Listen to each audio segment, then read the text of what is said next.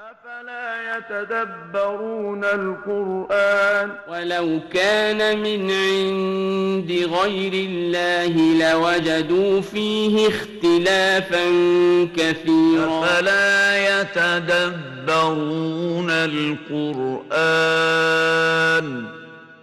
ولو كان من عند غير الله لوجدوا فيه اختلافا كثيرا. السلام عليكم ورحمة الله. إن الحمد لله نحمده ونستعينه ونستغفره ونعوذ بالله من شرور أنفسنا ومن سيئات أعمالنا. من يهديه الله فلا مضل له ومن يضلل فلا هادي له، وأشهد أن لا إله إلا الله وحده لا شريك له، وأشهد أن محمدا عبده ورسوله. اللهم صل وسلم وبارك عليه وعلى آله وصحبه وسلم. Surah Al-Ma'idah, inshallah ta'ala, by the will of Allah, will start the tafsir of Surah Al-Ma'idah. Surah Al-Ma'idah, as it's translated to be the table spread, one of the blessed surahs in the Quran, comes right after Surah An-Nisa. And this is after Surah Al-Fatiha, then Al-Baqarah, then Ali Imran, then An-Nisa, and then Al-Ma'idah. The fifth surah from the beginning of the Quran, as we see the order of it, the way that was established at the time of the Prophet sallallahu alaihi wasallam. It's one of the long surahs of the Quran, a surah that was revealed in Al-Madinah, and it was said it was revealed right after Surah Al-Fath, and it was revealed after the treaty of Al-Hudaybiyah, when the Prophet sallallahu alaihi wasallam had the treaty with the disbelievers of Al-Hudaybiyah. So before the conquer of Mecca and the establishment of the Muslims, and for them to be established in Mecca, and what comes after that from the great victories that Allah subhanahu wa ta'ala bestowed on them, towards the end of the life of the Prophet sallallahu alaihi wasallam. It's one of the last surahs that were revealed as a surah, as an entire surah, not individual verses. It's a blessed surah, and as we have been done from one surah to the other, we need also to see, as the ulama, they mention some of the wisdom behind the tartib or the orders of the surahs in the Quran. If you are someone that is reciting the Quran from the very beginning, you see in Surah Al-Fatiha the most comprehensive meanings. The entire Quran is present in Surah Al-Fatiha when it comes to the meanings of Surah Al-Fatiha. That's why it's the most virtuous and the most blessed surah, Surah Al-Fatiha. And then after that, Surah Al-Baqarah shows the goal of this life. What's the purpose of this life?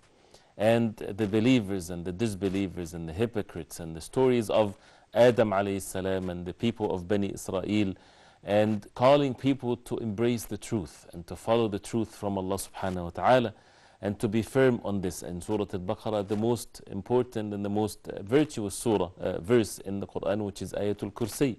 Then after Surah Al-Baqarah, Surah Ali Imran, where for Allah subhanahu wa ta'ala to call the people to be firm on the belief and the purpose of their life that has been mentioned in Surah Al-Baqarah, and calling the people of the book in a more softer way, calling them to the truth and explaining to them one evidence after the other why they should follow the Prophet sallallahu alaihi wasallam. And this is all by the mercy of Allah, so that nobody will have an excuse whatsoever afterwards. After the firm belief and after the Iman becomes firm in the hearts of the believers, then Surah An-Nisa comes. Surah An-Nisa after Surah Ali Imran, to establish the rights of those who are weak in any community, in any society.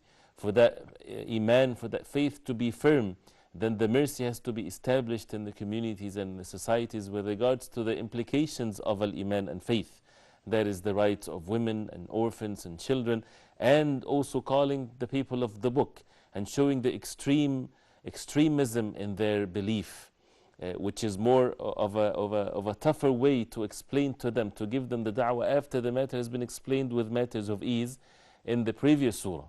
Then in Surah Al-Ma'idah, the talks about rulings and about uqud and about fulfillment of contracts, which is all the implications of the Tawheed, the implications of Al-Iman. So it takes the believers from one stage to the other, so that the Iman of the person would never be complete unless one's religion is in every aspect of his life, in matters of belief, in matters of worship, in matters of speech, in relationships, in contracts, in dealing with others, dealing with enemies, with friends, in every aspect of one's life, the implications of Al-Iman has to show. And this is the comprehensive nature of the religion of Al-Islam. The name Al-Ma'idah, or the table spread, because it's mentioned in the surah, towards the end of the surah, about Isa alayhi salam, the son of Mary, where Allah subhanahu wa ta'ala gave him this miracle when the people asked for a table spread, and Allah subhanahu wa ta'ala gave them that. We'll refer to it inshallah ta'ala when it comes.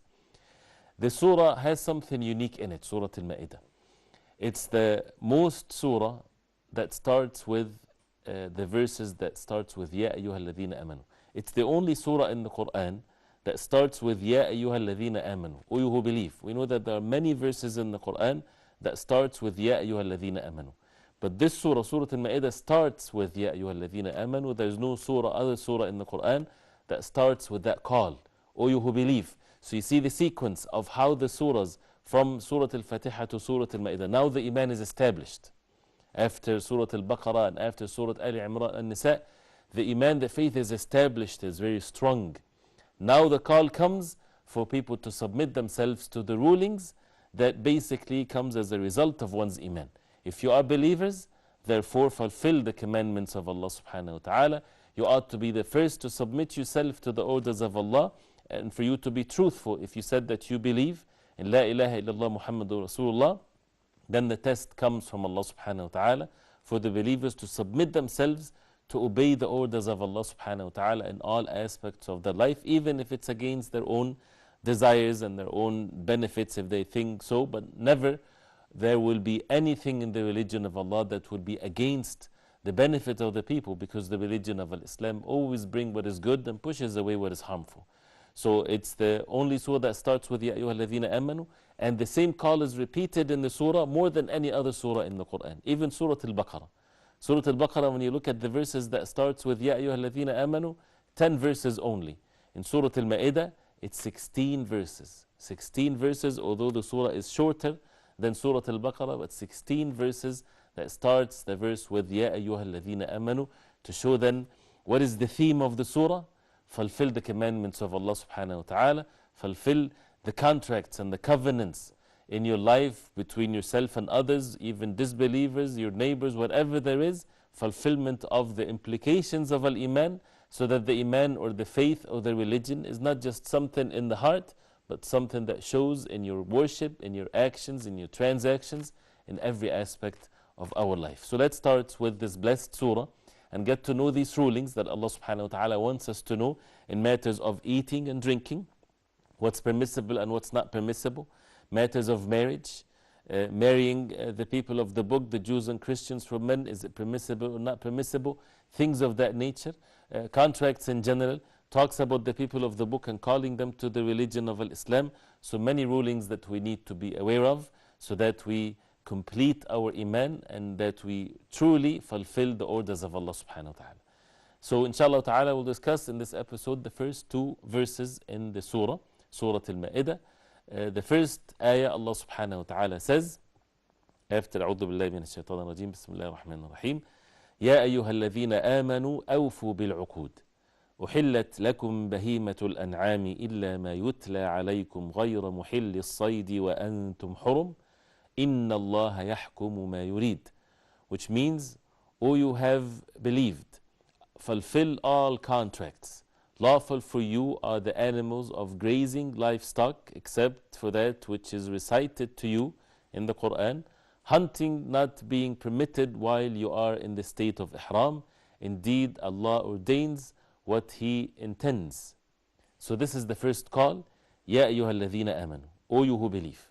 And as we said it before, the statement of Abdullah ibn Mas'ud radiallahu anhu, we should remember that statement. He said, every time you hear in the Quran, Ya ayyuhal ladhina amanu, O you who believe, far'i laha sam'ak, that means give it your ears. There's something important afterwards that is for you to do. Something either for you to do or something that is forbidden for you to do. Ya ayyuhal ladhina amanu, awfu bil-uqud. Awfu bil-uqud means fulfill your contracts. And awfu, al-wafa, is to fulfill something in the most perfect way. Not just to do it or execute it, but to do it in the most perfect way. Al-uqud is the plural of aqd. Aqd is something when it's tied with a knot. And that basically refers to the contracts that a person would have with others. This can be very general, and the entire life can be explained from the aspect of al-uqud, or contracts or covenants. We have covenants between us and Allah subhanahu wa ta'ala. When Allah subhanahu wa ta'ala created us, and He created us to worship Him alone. So this is a covenant between Allah subhanahu wa ta'ala and His slaves. And when people say La ilaha illallah Muhammadur Rasulullah, this is the heaviest covenant ever. And that means that we say that Allah subhanahu wa ta'ala is the only one worthy of worship. So we worship Him alone. We obey Him. We submit ourselves to Allah subhanahu wa ta'ala. Even when it comes to our wealth and our life and our loved ones, everything has to be according to this contract, to this covenant between us and Allah subhanahu wa ta'ala. And also with the Prophet sallallahu alayhi wa sallam, to follow him alayhi salatu wasalam, and to give his sunnah, the way of the Prophet sallallahu alayhi wa sallam, the priority in our life, and to put that forward before anything else and our desires and so on. So in this aspect, this is contracts that needs to be fulfilled. And also when it comes to the contracts between us and other human beings. Many contracts in our life, whether it's a rental agreement or buying and selling, or a job description that a person is supposed to fulfill, anything in our life. Marriage contracts, you can name any contract, we have to fulfill the contracts. As long as it's not permissible, then it is forbidden for us to fulfill what is haram. And that's why for every Muslim, before getting into a covenant or a contract, they need to ask the people of knowledge to make sure that it's not forbidden in the deen of Islam. And once it's valid, then we have to fulfill it in the most perfect way, because this is religion of Islam. It's not just to get a paycheck at the end of the month or so. It's because this is religion. This is something that Allah subhanahu wa ta'ala will ask us in the Day of Judgment about the fulfillment of our uqud, our contracts, and see how general it is. That means any contract that a person gets himself into it, he has to fulfill it in the most perfect way. It is not permissible to lie in contracts. It's not permissible to deceive people in contracts, because it's according to the intention of the other side. Then you have to fulfill your contract accordingly. If sometimes people, they would have some, as they call it, the blueprint in contracts, where it's written with a very tiny handwriting that many people don't read. And then when it comes to matters of dispute, they would say, well, see, there's this condition and that condition in the contract.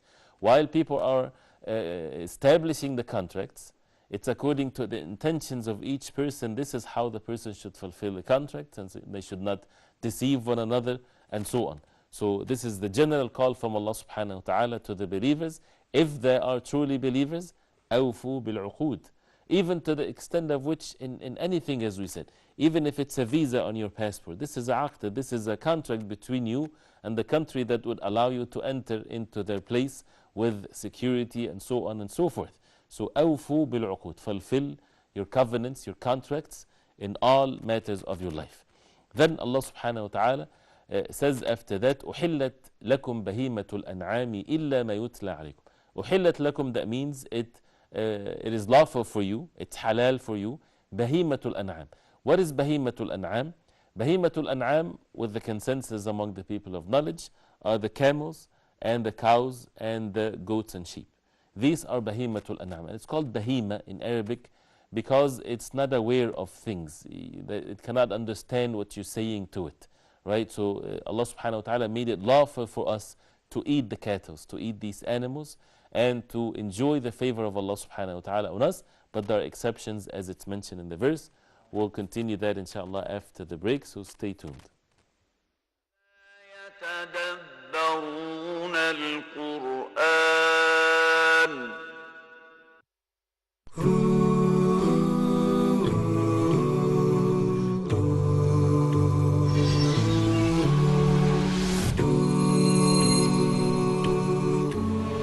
Look at the barakah and the blessings that Allah subhanahu wa ta'ala put into this farm, where the cloud comes and rains just for him, subhanallah. And my brother goes and works, and he provides for me, and I just sit back and I worship. So they have it divided, where one works and the other one worships. Umar ibn Khattab radiallahu anhu, he said, Akhuk khayrun mink, that your brother is better than you. He was a man who devoted his life solely for Allah subhanahu wa ta'ala, worshipping Allah day and night. And here he's accused, he's falsely accused of fornicating. ثلاثة يحبهم الله. 3 people that Allah loves. And as a Muslim, as soon as you hear this, you're like, who are these 3? I wonder who they are. How can I be from them? Who are they? Now, these are things that you'll find it, the people who are attached to the dunya sometimes, it's not a manly thing. It's more of a feminine type thing. It's a soft thing. That Allah said, whoever strives for us, that verily we should guide them to our ways, and indeed Allah will be with the doers of good. So if you're from the doers of good, ones who are striving, Allah is going to be with you, He's going to assist you, He's going to help you, inshallah. He would come every night and he would give this milk to his parents first and then give the milk to the rest of the family. One night he was late, he came home late. So what does he do? He holds that milk and won't let anybody drink it. Not his children, not his wife, until his parents wake up in the morning and they drink it first.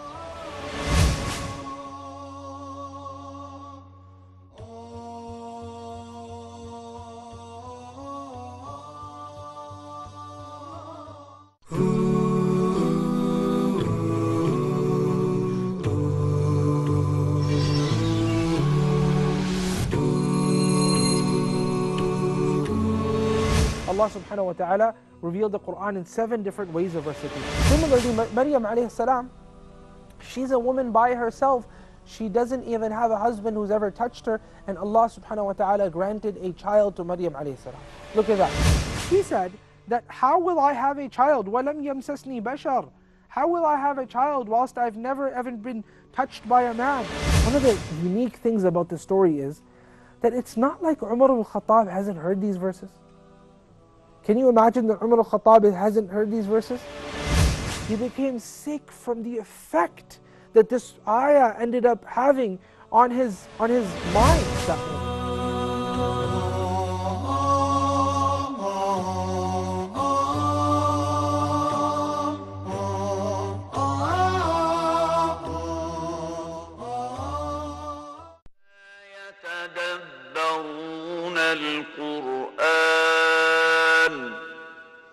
Alhamdulillah, wassalatu wassalamu ala Rasulullah.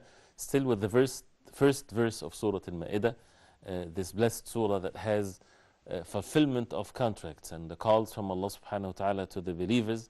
If they are true believers, if they want to complete their iman, they have to apply the orders of Allah subhanahu wa ta'ala, and that is to fulfill their contracts in its general terms and under any condition and all types of contracts, of course, as long as it's not forbidden for them. And we talked about أُحِلَّتْ لَكُمْ بَهِيمَةُ الْأَنْعَامِ, that all these animals that Allah subhanahu wa ta'ala created for us, بَهِيمَةُ الْأَنْعَامِ, camels and cows and goats and sheep, these are the بَهِيمَةُ الْأَنْعَامِ, the cattle. Allah subhanahu wa ta'ala made it permissible for the believers to eat, except, there's an exception here, إِلَّا مَا يُتْلَى عَلَيْكُمْ, except what have been recited unto you. Recited where? In the Quran, as it will come in verse number 3, and other parts of the Quran, and also in the Sunnah of the Prophet sallallahu alaihi wasallam, the exception of what's forbidden when it comes to even Bahimatul An'am, or these permissible animals for us to eat, like the camels and the cows and the sheep and goat and so on, if they are not slaughtered properly and so on, as it will come inshallah ta'ala. So except what has been recited unto you. غَيْرَ مُحِلِّ الصَّيْدِ وَأَنْتُمْ حُرُمْ, and another exception, also it's not permissible for you to eat what is permissible normally for you to eat, if when it comes to hunting while you are in state of ihram for umrah or hajj. When a person have the state of ihram on to perform umrah or hajj, then it's not permissible to hunt for animals. Even the animal is permissible for the person to eat, but it's not permissible to hunt while the person in the state of al-ihram. Being in the state of al-ihram, a person can eat meat, no harm whatsoever, as long as it's permissible. But when it comes to the part that is game or hunting, then it's not permissible for the person to be in the state of al-ihram to do so, or to eat from what has been hunted for him.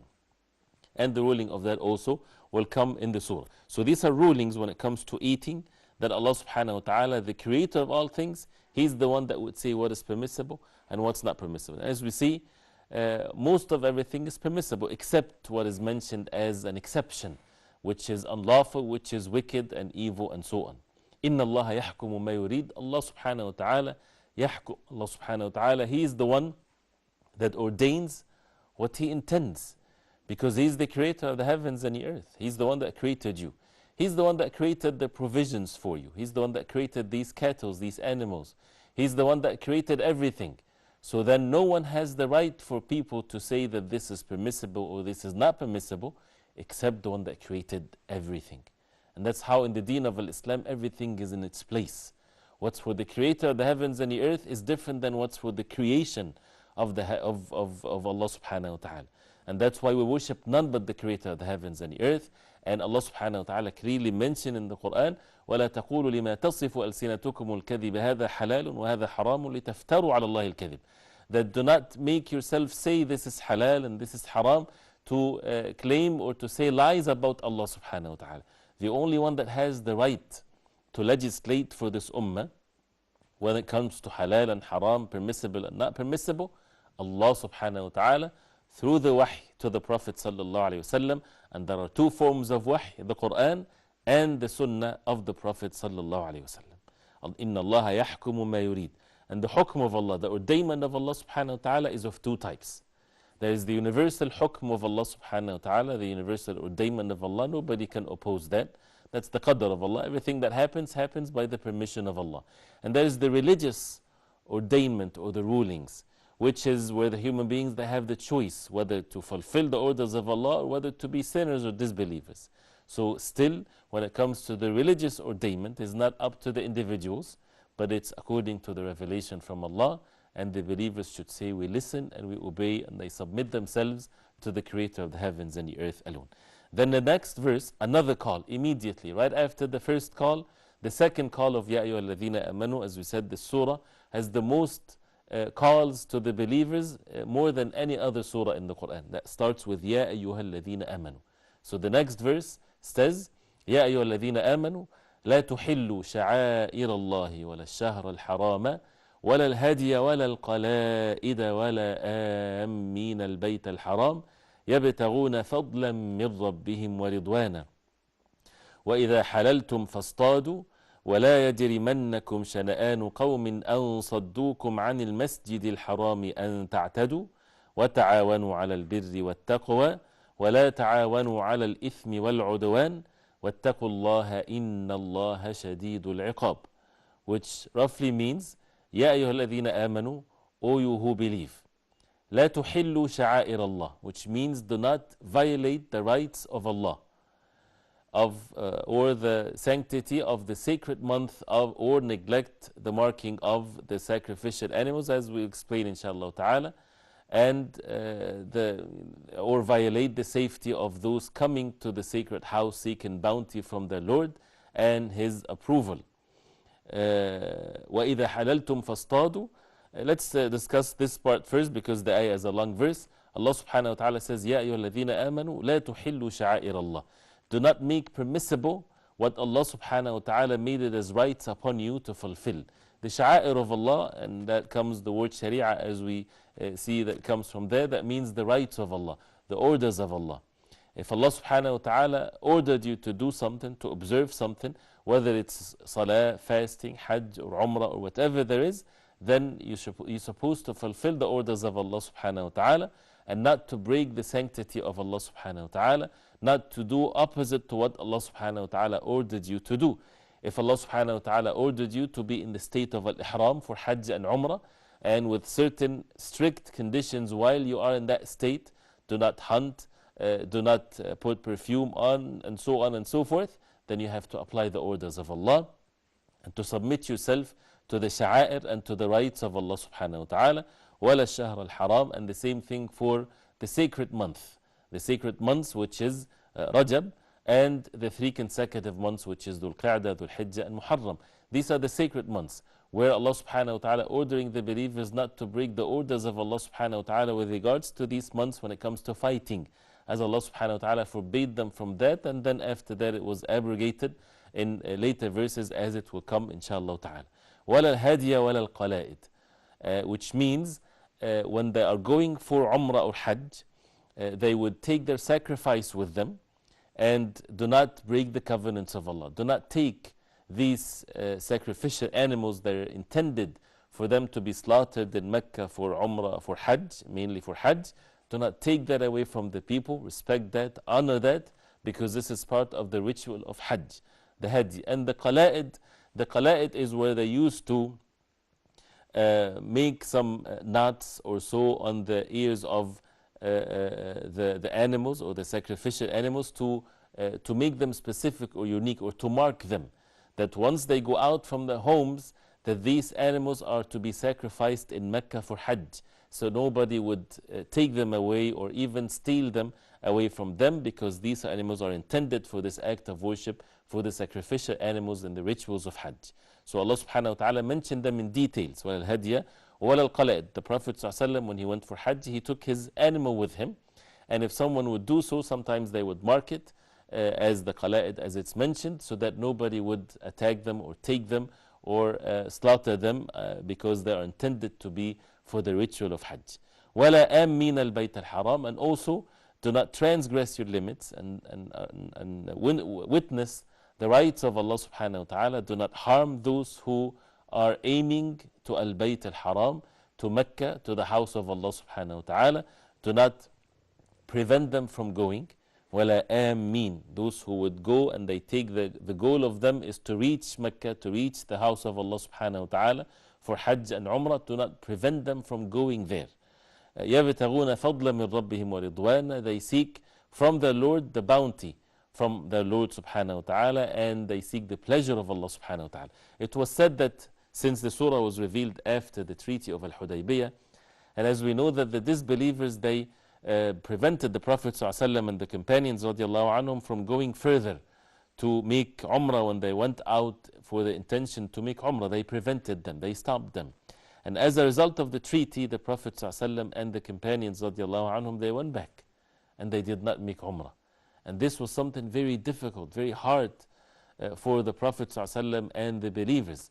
But this was the orders of Allah. That's why Surah Al-Fath was revealed, and Allah subhanahu wa ta'ala gave them the glad tidings that they will make the Umrah with the Prophet sallallahu alaihi wasallam, that there's great benefits as a result of this treaty with the disbelievers, and there was great benefits when people accepted Islam, when people in Mecca, those who were Muslims and oppressed and weak, and they were not known among the people, so that their blood is saved, so that they're not killed as a result of the fighting between the believers and the disbelievers. So great benefits that came about as a result of the Treaty of Al-Hudaybiyah. So when that happened, and the Sahaba radiallahu anhum, they were very saddened by this. It was said that a group of the people of the Mushrikeen, they were passing, going to Mecca to make Umrah. And the Sahaba radiallahu anhum, they said we should prevent them from going the same way they prevented us. So Allah subhanahu wa ta'ala, when this verse was revealed to show the justice of Allah subhanahu wa ta'ala, and how the believers, they should not transgress upon those who transgressed against them or opposing them. This is the beauty of the religion of Islam. Then that's why Allah subhanahu wa ta'ala says, وَإِذَا حَلَلْتُمْ فَاصْطَادُوا, which after that says, when you are relieved from your ihram, then you can hunt. Right? Hunting, as it's mentioned in the beginning of the verse, is forbidden while you are in the state of ihram for Hajj and Umrah. But once you're relieved from al-ihram, once you're done with the Umrah, once you're done with the Hajj, then you can make sayd, then you can hunt for the animals, and you can eat what is lawful for you. But then after that it says, وَلَا يَجْرِمَنَّكُمْ شَنَآنُ قَوْمٍ أَنْ صَدُّوكُمْ عَنِ الْمَسْجِدِ الْحَرَامِ أَنْ تَعْتَدُوا. وَلَا يَجْرِمَنَّكُمْ شَنَآنُ قَوْمٍ. That means, do not let the hatred, and shana'an means hatred. Do not let the hatred of some people, those who prevented you from going to Al-Masjid Al-Haram, referring to the disbelievers, the people of Quraysh, when they stopped the Prophet ﷺ and his companions from going to Mecca.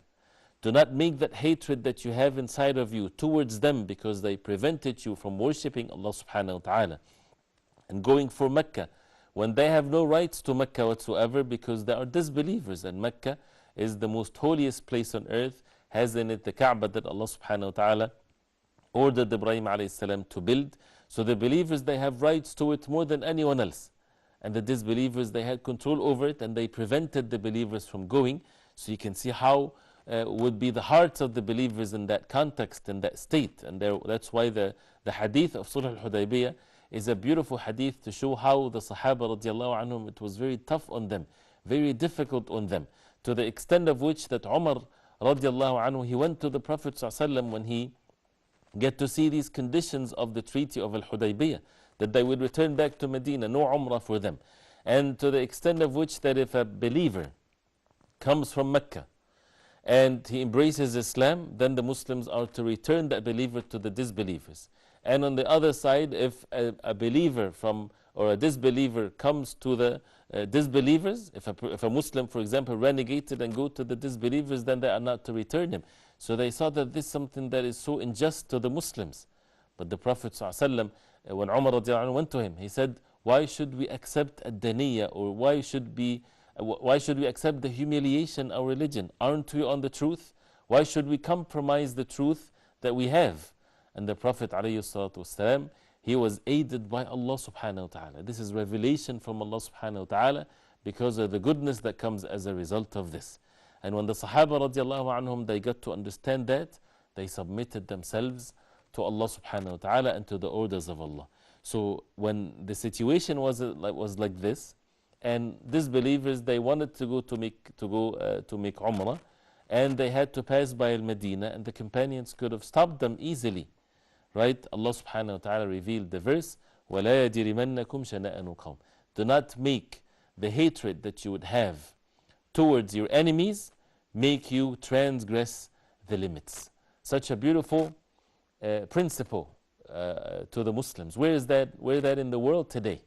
Right? And when people claim false claims against the religion of Islam, this religion of Islam came from Allah subhanahu wa ta'ala. The religion of Allah would never ever spread or claim injustices whatsoever to be established on the face of earth. Human beings, they do wrong, but the religion of Islam, the wahyu from Allah subhanahu wa ta'ala, the actions of the Prophet ﷺ was full of mercy, full of justice. So, وَلَا يَجْرِمَنَّكُمْ شَنَآنُ قَوْمٍ أَنْ صَدُّوكُمْ عَنِ الْمَسْجِدِ الْحَرَامِ أَنْ تَعْتَدُوا. Do not transgress, even though they transgressed, even though they are disbelievers, and they broke the covenant of Allah, and they prevented you from going further, still do not transgress, do not oppose injustice with another injustice. We'll continue inshallah ta'ala with the verse after the break, so stay with us. يتدبرون القرآن